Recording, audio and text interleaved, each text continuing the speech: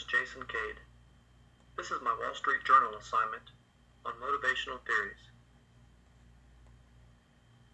The Wall Street Journal article I reviewed is this June 8th article by Rachel Silverman titled GE Re-Engineers Performance Reviews Pay Practices.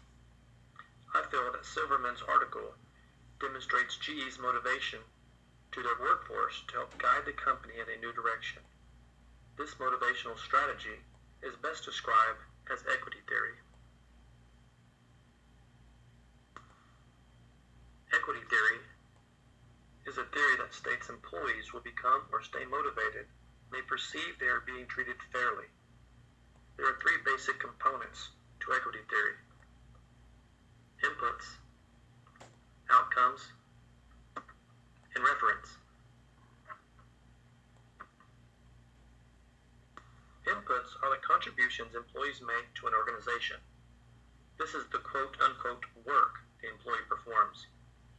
Inputs include education and training, intelligence, experience, effort, number of hours worked, and the ability to do assigned jobs or tasks. Outcomes are what employees receive in exchange for their contributions to the organization or company. This is what most people associate with pay. But outcomes also include fringe benefits given to you by the company.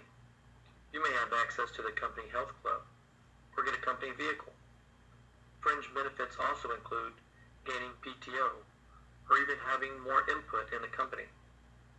Other outcomes are status symbols, job titles.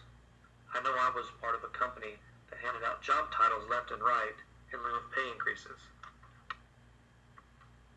Another example of outcomes are special job assignments. Who wouldn't want to do a company research in Hawaii for a couple of weeks? Reference are other people with whom people compare themselves to in order to determine if they have been treated fairly. A referent can be a single person, such as a coworker or a friend at another firm.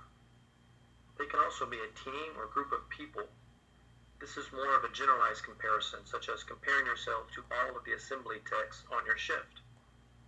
Finally, a referent can be yourself also. Workers often compare their current status at a company with their previous status. Has their job status improved? A worker may compare their current status to last year based on smaller yearly bonus. If your bonus was smaller than it had been, you may wonder if your input has changed. Maybe you will wonder if your effort is going unnoticed. These are all examples of reference. In the June 8th article of the Wall Street Journal, Silverman describes GE's multi-year effort to remake itself into a leaner, more innovation-driven company. GE realized that in order to achieve this goal, they will need a more nimble workforce. The need to develop products faster and cheaper will drive the need to evaluate employees quicker and have quicker response times to these evaluations. Old-style methods took up to 5 months to complete and were not as effective when it finally came to meeting with the employee. GE needs to be able to coach bad habits on the spot. The idea is to help workers improve faster and shift gears quicker if they mess up. To change the workforce, GE needs to motivate them. GE wants the workers to feel fair about their job performance and reward them accordingly. Managers have been instructed to evaluate employees on their understanding of customer needs and not just whether they did a task right or wrong. Managers are encouraged to evaluate how quickly they test and validate their assumptions about potential products and solutions. And they also encourage employees to ask colleagues for input on their performance.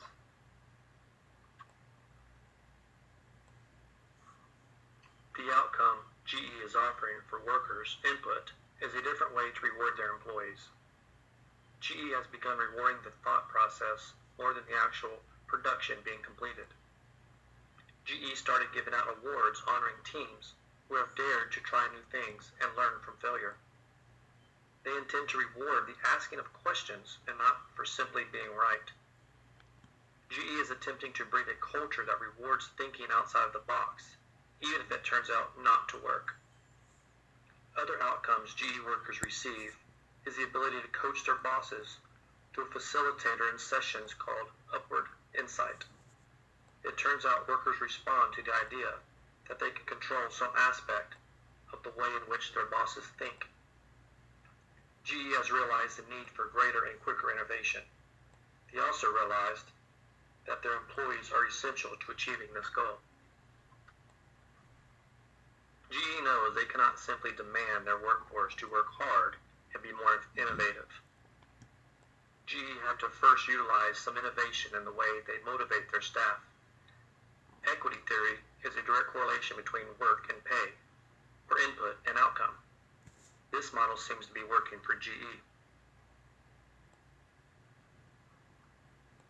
A GE human resources executive, Janice Simper, was quoted in this article as saying, "Absolutely, the challenge is how to unlearn some things and how do you create new habits. We are trying to build the muscle." I like to think the muscle does not refer to the actual workforce, but rather the top executives, and more to the point, how do they retrain, how they reward and motivate their workforce.